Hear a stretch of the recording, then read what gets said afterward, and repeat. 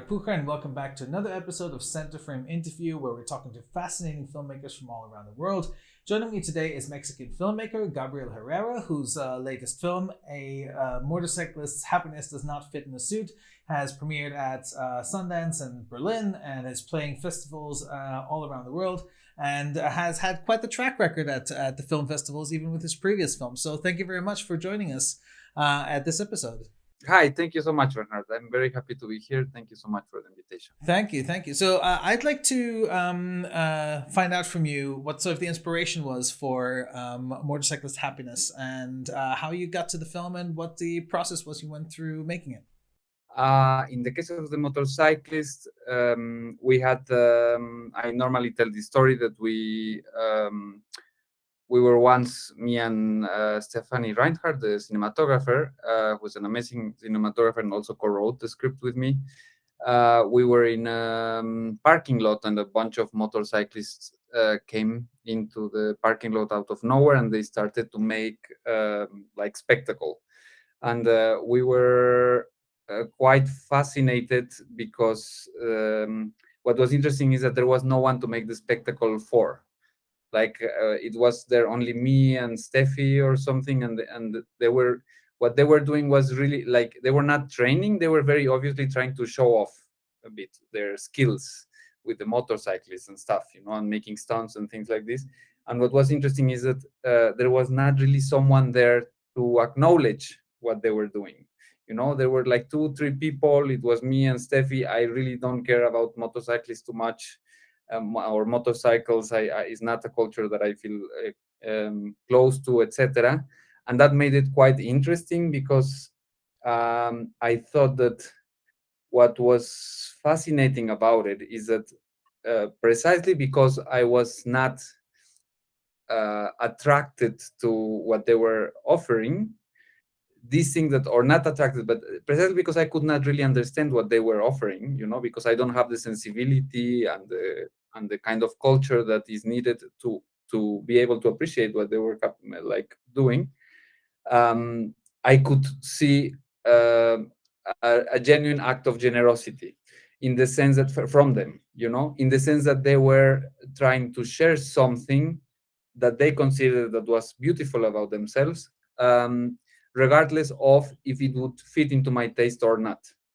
Like not trying to adapt themselves into the audience's taste, or not being condescending in that sense.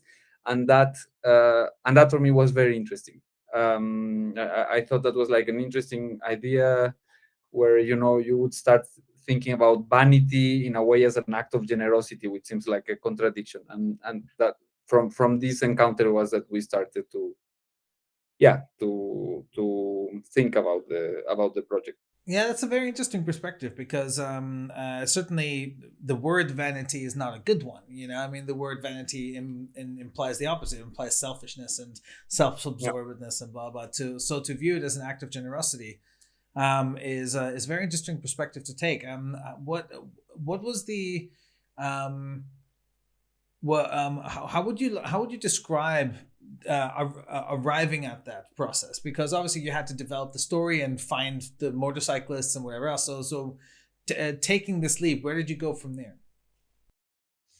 I think the main thing is I was out of my country back then. I was not studying in Mexico. And then I came back to Mexico. And here, when you come and you come from a certain social class, and you belong to a certain race and all of these things in this country, you feel it very strongly. And I felt really strongly the fact that I was coming from this background once I came back to Mexico.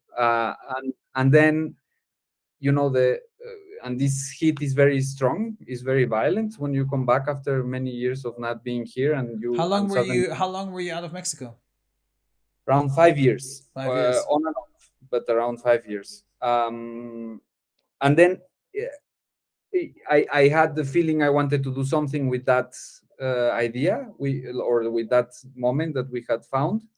And when I was here, I thought that this way of thinking about other people's beauty or otherness beauty as something that you're not supposed um, you're not supposed to understand, or whatever that means, or something like this. It was a really very good point to make, or an interesting place to explore uh, these social, historical, post-colonial, colonial, etc. issues of my country and of my own position in it. So the first place so it was coming here that made me kind of say like, okay, yes, I want to do something about this, and I want to do it here. All of this through also Steffi, who was with me. She's German, but I found her in a festival, and she was like, "Hey, you remember the motorcyclists? Maybe we should do something about it." And then I brought her here, and we kind of together managed to push this idea forward. So we started to search. Like, for me, it started to be like an interesting way of dismantling, Mexican post-colonial identity, let's say, and my place within it, and the relationship of that identity with film, and that so that only came once we were here. Like once I was back in Mexico, and then I started to kind of react to my environment. Yeah, from that. Yeah, I don't know if I feel I didn't really answer the question. I went somewhere else. No, I totally get it. I mean, what's really interesting is having lived. I mean, I'm from Austria originally, which is kind of the origin, which is the colonial power, obviously, that the Habsburgs that ran Mexico. But having grown up in Austria, but having moved to another country, really sort of brought a new perspective from where you're from, and you don't really get to have that while you're there. You think you know your country, but you actually know it much better when you leave, especially when you see other places. And would you say that just that perspective shift alone allowed you to get fresh eyes on the country where you're from? Yeah, completely. It was. I really felt a shock when I came back after being outside. It was. Yeah, the Mexico I see and feel is so different after I was out than it was before. No, and yeah, for sure. I did felt a lot of the change from going out and coming back. So how would you say your because uh, I find I really enjoy the titles to your short films. They're all very fun. And it's such an unusual thing because obviously most short films tend to have they go for like either a very catchy word or something like that, and to go for these long quirky sentences like the other one that of course really stands out is how to get closer to God through exercise. I think I'm paraphrasing a little bit, but um such a fascinating title, and it's certainly the film also reflects that title, has a very sort of quirky feel about it. And I was wondering where you like draw inspiration from, or how you arrive at this sort of style. I guess like I'm trying to decipher it a little bit. But yeah, and your question is, if how do I get to the Yeah, titles? yeah, like why that compared to others? I don't really, I don't really know. From like my first short film, the first short film I ever did. Uh, well, the very first short film I ever did that was in school, it was called the short film. But the second one, uh, but the second one was already called like first movement for 20 men in an empty room or something like this. And I don't know why it sort of stuck with me. This I find it, I find it funny on one hand. I also find it, I really like the relationship between film and language, between filmic image and language. I find that is a very interesting relationship. I really find it interesting where the title is already telling you everything that happens in the movie. So there's something kind of ridiculous in reading the title. But then it's interesting because the title is already kind of telling you what the movie is about, and seems that you have nothing left to do as a spectator. But then precisely the point is that then you go into the movie, and what you see is everything that was not in the title. Yeah, yeah, somehow. of course. So this releases you to explore something that you would not explore other ways, and also and the things that are just like an illustration of the title, which I think never really happens because language and image are different. Um, like have different nature. They may so precisely the kind of things where the movie really tells you exactly what the title was telling you that the movie was going to tell you. Precisely what happens is that you realize that even when if the movie tells you exactly what the title was telling you, it's a different thing. It makes obvious the fact that there's two very different Yeah, yeah. languages. It forces you to look at the subtext because you've already said what's happening. You know what I Yeah, mean? yeah, So you already like it'd be like if you took Star Wars and yeah, said a man, a farmer's boy, finds his true self by fighting evil. yeah. I think You it would be know, and a very good that's the for story. Star Wars. That's It would be super nice. yeah. Uh, yeah, But then of course if you then take it's like, okay, fine, mhm, but yeah, then you look at, okay, I know all this, and now you look at all the other things, yeah, and all the subtext for that. yeah. It's a bit this and this. Is that's one of the reason I guess, and this thing of the irony between the two languages that I have And I mean, I that I think, really but fun. where which do you have any artists or filmmakers that you like that you draw inspiration from that do similarly, or like where did you because I guess obviously my personal taste is I'm definitely sort of a mainstream cinema guy. I was like I like mainstream cinema. I'm a big fan of it. While I enjoy indie films and of course experimental films, I enjoy all cinema, but I personally make mainstream films, so therefore my films have that aesthetic. Uh, But clearly you're drawing inspiration not from like mainstream cinema when you decide to name your movie, you know, that. yeah, So that's why I'm wondering like where do you go? Like what's your if, my guy is Spielberg, my guy is David Fincher. So who's your guy? Who's your filmmaker? yeah. I'm actually yeah. All films are kind of like a very bad copy of a film that impressed me, or something like this. So yes, no, they're not coming out of nowhere at all. And in every film it has been a bit different depending on which director I'm obsessing with at the moment, let's say. So when I was doing the one of the exercise, I remember I was at that time very obsessed with a movie by this guy, Alan Giraudi. I don't know how you pronounce it. This is guy who made The Stranger by the Lake. Maybe Stranger with a Lake, of course. heard about this one. He has a short film that I really loved and I really wanted to do something similar to that. I also had a lot of Godard in mind, and I also specifically there's a short film by Godard that he did in. There's like an omnibus film about opera from the 90s. Maybe you've seen it. I think it's called. I don't remember how it's called. I think Aria. But there's an opera. There's one of the short films is one of from Godard that is an opera of a bunch of um, like it's literally an opera with opera singers and everything, but inside of the gym. Right. um so you can see where if someone has seen the movie, you can see that those ideas went into the movie. And yeah, those ones were the main ones. Then when we were thinking about the composition and stuff, we were comparing with Roy Anderson and stuff, even when I haven't really wanted to get so close to Roy Anderson. And in this last one with the motorcyclist, I'm a big fan of Apichatpong Berasetakul. He did this film Memoria last year that was quite known, I think. And he's a Thai filmmaker that is one of my favorite ones. So I was a lot thinking about his movies.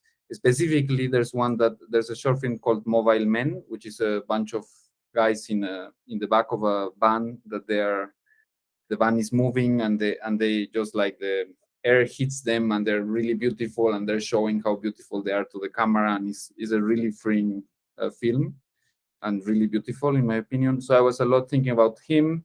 I was a lot thinking about Pedro Costa, who was Oh, like Petro Costa, uh, yeah. who was hitting at that moment strong with me. So I was trying to do things similar in the visual part. It's funny because no one has really brought it up so much, and I thought it was very obvious because we were really copying the shots.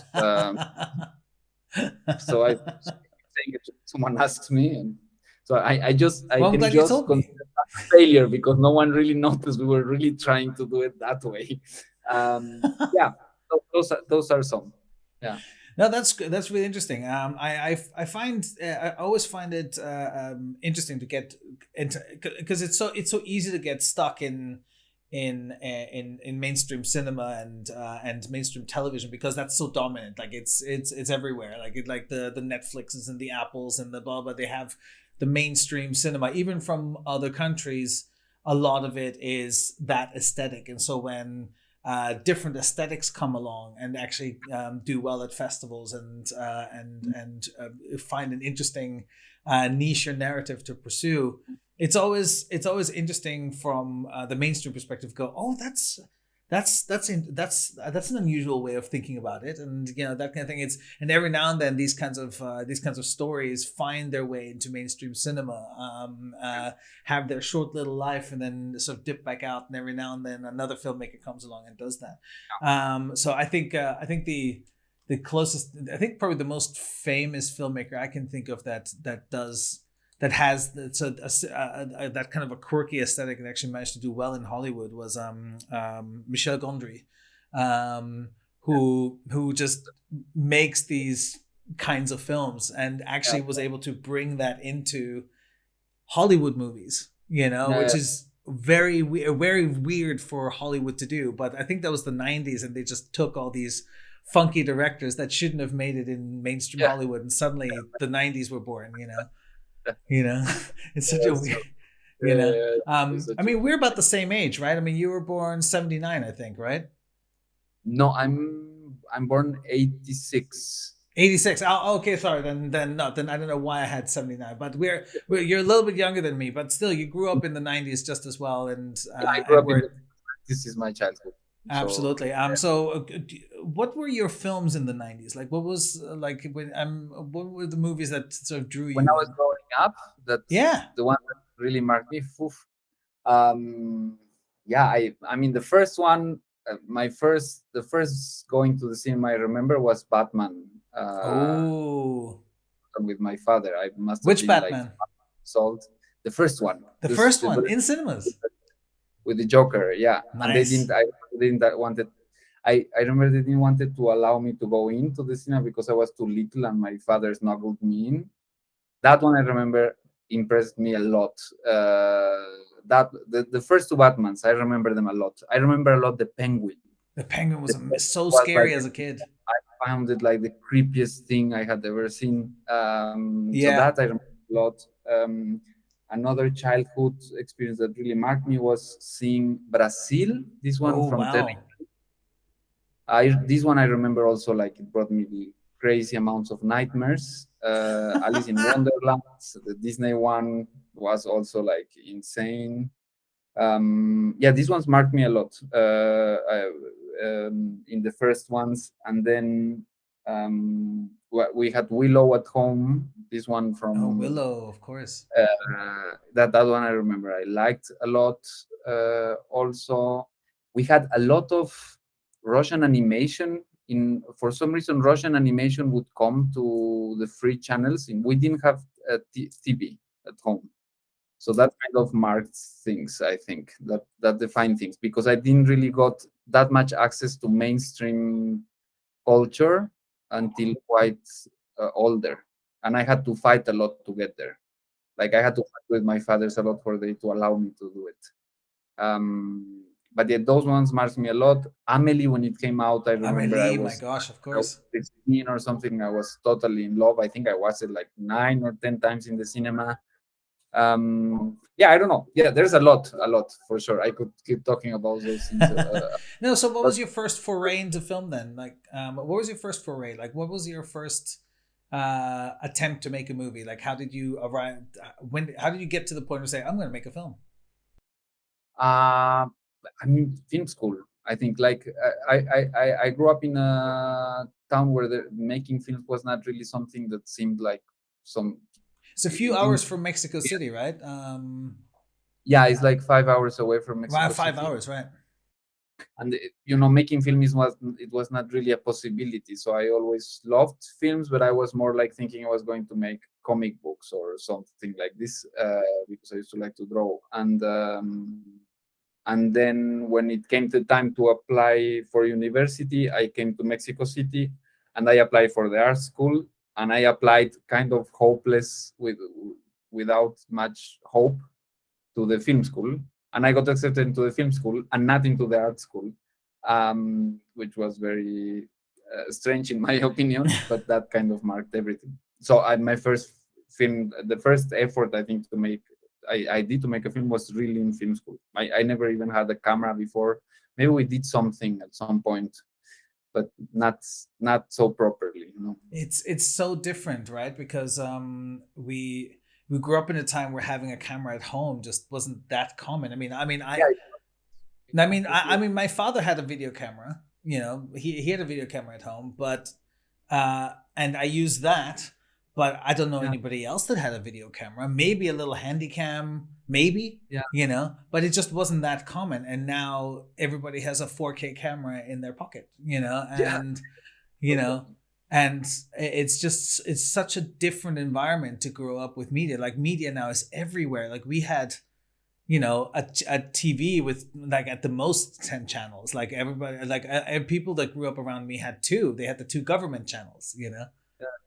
And it's such a different it's interesting because when you experience is so limited, you know, when you only get to have watch these things, that's what you see, that's what you draw from, you know. And you know, my children now, I have a 16-year-old and a 13-year-old, and they are, you know, all over the internet, you know, and they, you know, to them YouTubers are the big stars, like, oh my god, you this YouTuber, that YouTuber, you It's know.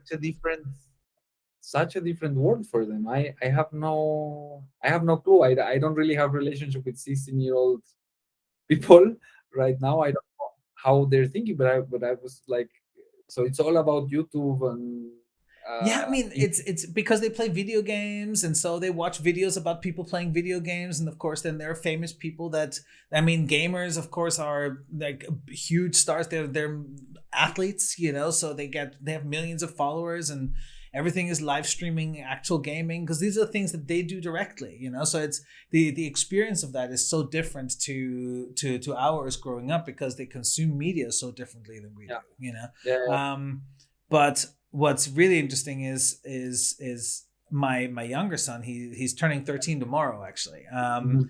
Oh, And congratulations. he's like in After Effects and he's in Adobe Premiere and like he has all these things because I knew he was creative. So hey, look, I have the After Effects suite, After Effect, I have the Adobe suite. Why don't you just go and play?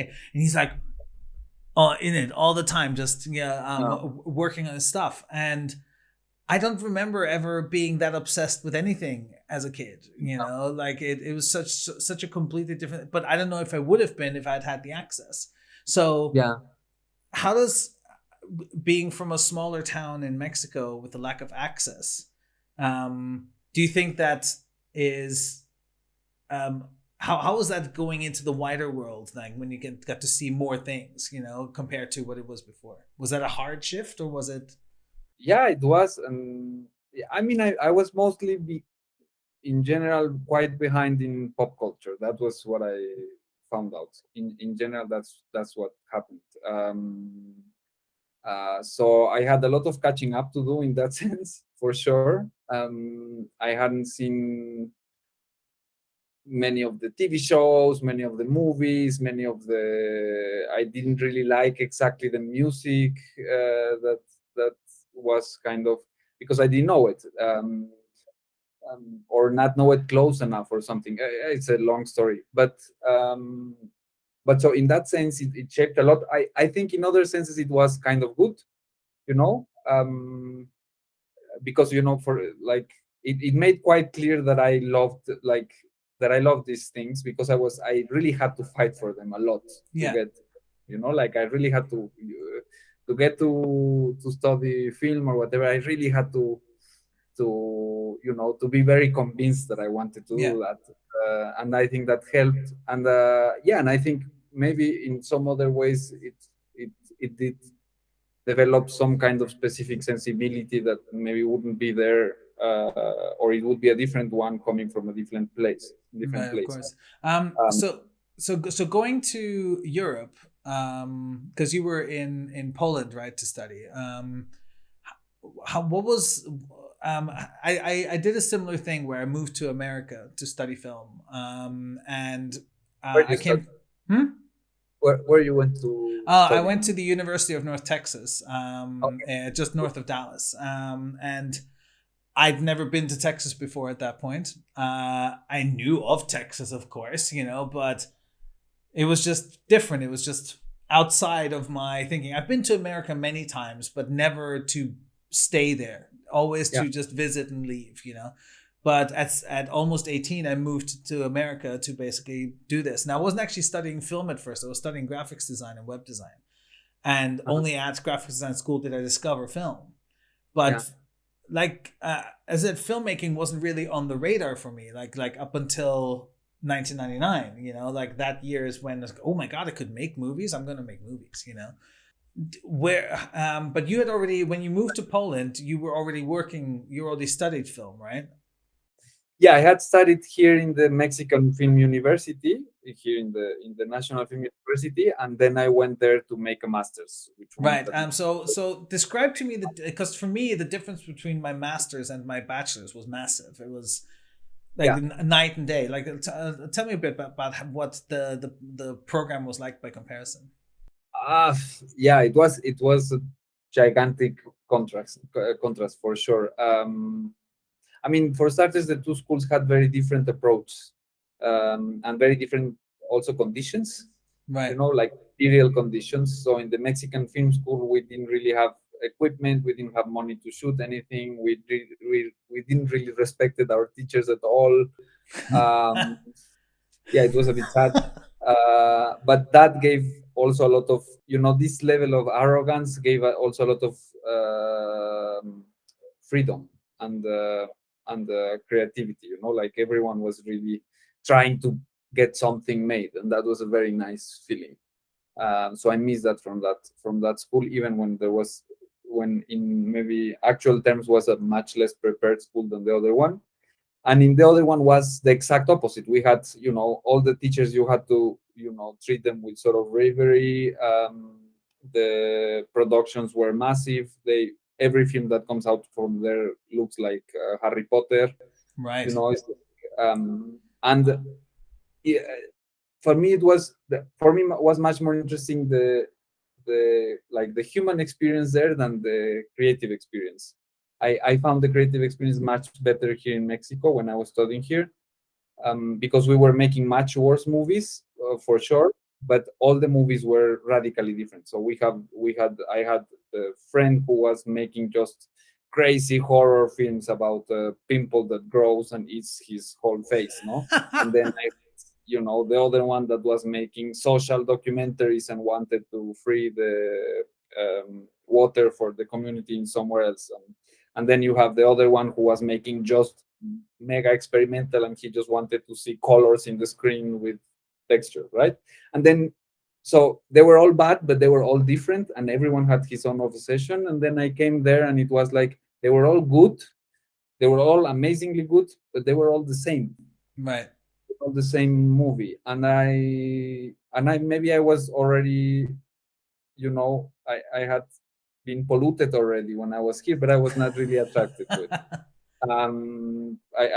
I kind of lost it made me lost my mojo a bit. It's a very good school, of course. It's an amazing school, totally. But in my case, I think I needed something a bit more, yeah, that pushed me to different places or something. I don't know. Yeah, so it was very different in that sense. Most of all, that was the radical difference. The rest, like the human experience, and the amazing people I met there, and also the amazing system they have there to produce movies and everything was totally incredible. Absolutely. Obviously, Poland is a relatively cold country, Mhm. temperature wise, than Mexico. Yeah. Although I mean, I guess you were if you're I don't quite exactly know what the climate is by Mexico City there. I like not by Mexico City, 5 hours away, but um, it's definitely warmer around there than Poland can be. Yeah, yeah, So yeah. do you think?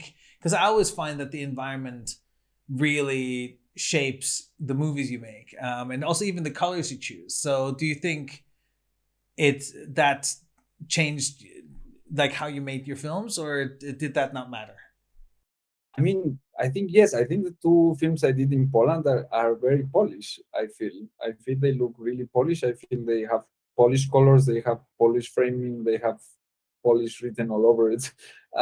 Yeah, I do feel that it affects a lot, and it affects your sensibility and stuff. Of course, if I ended up there was because I already had uh, like I already liked films from there, so I was kind of pushing in that direction a bit Right. from before going, and maybe precisely going and doing actual films there where I had all my heroes and stuff kind of allowed me to cut the cord, and now I can come back to Mexico and maybe hopefully make more films that are more mine or something. But yeah, yeah, for sure the temperature affected the climate affects a lot. The coldness, I had never seen snow before I went to Poland, and seeing snow for the first Oh, time right, was really. incredible. I think I had seen it once, but very little. I don't know. That really I always wanted to do that.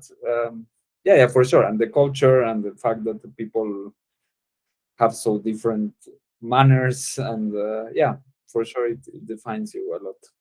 What would be interesting to know is what your feature film ambitions are, because that's pretty much what a lot of filmmakers are aiming for, is that they want to make the next feature, uh, are you looking to but feature films often have this requirement that they have to be commercial projects as opposed to short films, where it doesn't matter.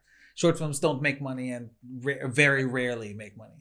So considering your aesthetic and style, which is less commercial, less in that sense, how Yeah. do you go? What are you aiming for your feature film ambitions? I mean, we're shooting a film right now. Oh, are you? Uh, yeah, we started last month. We stopped, and now all June we will be shooting my first feature. So Oh, it's that's already awesome. happening. Okay, tell me about it. What's your feature? Um, yeah, it's a medieval movie, and it's taken precisely in terms of it's precisely. I don't think it will make any money, of course. So it has taken a long time to gather the funds. We've been developing it like from 4 years or something like this, and last year finally funds came in, and now we're finally doing it. Apparently, yeah, it's a medieval movie about the dance disease, and yeah, and this I guess it will be similar to what I've done before, but in the long term. But maybe that being said, it's a crazy new experience for me. I'm learning so much. Everything's new. It's like yeah, I'm really I have diarrhea most of the time from the anxiety, but Now, yeah. tell me, like, so you've already shot, or you're starting to shoot? We shot a bit Right. already, like a week or something, and then we will keep shooting. Like the main shooting will be in June, July, if everything goes well. Because right now we're having some problems with some of the funds, but in theory we're shooting. Yeah, something like this. What would you say is since you're in the middle of it? It's an interesting. I never get to interview people in the middle of them shooting their films. That Yeah, never of really course, happens. it's just What if you could point to a lesson that you've learned already, something that you didn't really sort of know, or something that blew your mind? Well, could you name one? uh, relationship with actors. I think that one I had never had such a long period of trying something with actors and talking about the text with the actors and really thinking. So that's a big one. Like learning from their reactions and stuff. and how they interpret the material and how they propose things for the camera and how to make more collaborative the relationship between the scene and the camera. That's one. That's a big one for sure. And the whole casting process was really interesting. I had never really done a casting, so it was really interesting. That's a very big one. And yeah, because I had never done something this size, I'm learning a lot. I mean, every day is something completely new. Like there's five positions I had never really had in any movie. Like there's a art director that has like a production person and so two helpers, and then and I'm a bit lost with that, but that's already something that I have learned a lot of. Yeah, mostly that the process has been really collaborative. I think in the last it- during all the pre-production, this like beginning of production, and that has been really nice. Like it has been a very very nice thing to learn from. Um, yeah, did I answer the question? Yeah, no, you answered it really well. I think I remember that experience fairly well too. I mean, my first short film was really small. My first feature film was really small, so my crew was about the same size that my last short film was, but my second feature was so much bigger. Really? Because my first feature film was this small like comedy rom com inside an apartment, Okay. and we just filmed inside an apartment for like 3.5 weeks, and that was it, you know. Yeah. But my second film was a sort of a horror comedy with like a set at a rave, so I had a Oh, lot of extras, and I had prosthetics and stunts and okay. all these things that I had never worked with before, and suddenly there was big rigs and massive set builds, and like it just seeing the stage and the size, I'm like, oh my god, what am I getting myself into, and Yeah, suddenly I'm responsible for it all. you know yeah, that's yeah, I mean, I don't know if you felt that yet, but for me, my biggest first fear was like, holy shit, I'm responsible for this whole thing now. yeah. Yeah, I think so. I mean, it's small. It's maybe a bit smaller. Mine sounds a bit smaller than yours, uh, but it's also not that small. I think, it could be smaller. And yeah, and most of the time, it's like yeah, I think it's one feeling. It's a feeling I had once, but this I had already once before we did this film about the exercise. uh, that the first or second or third day of shooting, but in very early beginning, we suddenly had like this shot where there was like 40 people doing random absurd things inside of a gigantic frame, just because Yeah. and you really feel like, why there all these people doing this bullshit? It's like it's so much effort for this. There's really like a sense of not having a good. There's not a sense of proportion between the fact of making a movie and the whole thing that you have to go through to make it. And maybe this disproportion is kind of funny. Or it's interesting also. It's there's something maybe kind of poetic or something about it. But I did remember that I'm saying like all these people just came to kind of make that this thing that we thought happens, and it just feels out of reality and kind of senseless. Yeah, I totally get that. So this is your first feature, and you have, I guess, a bit more to film left. When are you planning on being finished? It. What's the goal to have the film finished? I think planning to finish. I mean, if we would be really lucky, we would be finishing it by the end of the year. Uh, um, but knowing me, and because I'm a very slow editor, thank you. Um, it probably will take longer. But if we would be lucky, we would be finishing it by the end of the year, and if not, maybe middle of next year, the latest. I hope not more than that. But would be really great if we could finish it this year already. Well, I'm super excited to see your movie, and I really hope you get to the end of this movie safely, and finally, so I can see it too. I really want to watch your film. So thank you very much for joining me today. Thank you so much, Bernard. I was very happy. It was really nice conversation, and I enjoyed it a lot. And thank you so much for the invitation. And thank you guys for tuning in. I really, really appreciate it. Just be sure to sign up to our social media and to our website and our newsletter, where we have more and more interviews like these coming up. And also, check out the old catalog. We've got some great interviews there. I highly recommend Rana Kaskas's interview about her exile from Syria, or I recently talked to Daniel Muschel, who did the Me Too trilogy, and he's also looking to produce his next feature film. So I highly, highly recommend you check out those interviews. And we have a brand new show called Make It Short, where we give constructive feedback to filmmakers who send us their films. So make sure you check out all the material on our blog and our YouTube channel. And I hope to see you guys with the next thing. Have a good one.